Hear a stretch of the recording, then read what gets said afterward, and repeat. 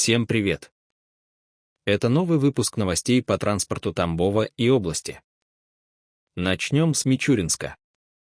Было закуплено 7 новых видов техники для городских маршрутов. Среди них 2 «Газели City Max-8», 4 «Газели City» и 1 «Газель Next». Все они отвечают современным требованиям, имеют систему ГЛОНАСС, а большинство низкопольные и имеют площадки для инвалидов. Вторая новость. Было скорректировано расписание маршрутов номер 17 и 17В, как по рабочим дням, так и по выходным. Но и также стало известно, что те самые 15 новых газовых автобусов общей суммой 240 миллионов рублей будут поставлены заводом МАЗ. Каждый автобус обойдется в 15 миллионов за единицу. Пока что идут обсуждения, какой модели они будут. Либо 203-948, либо 303-948. Спасибо.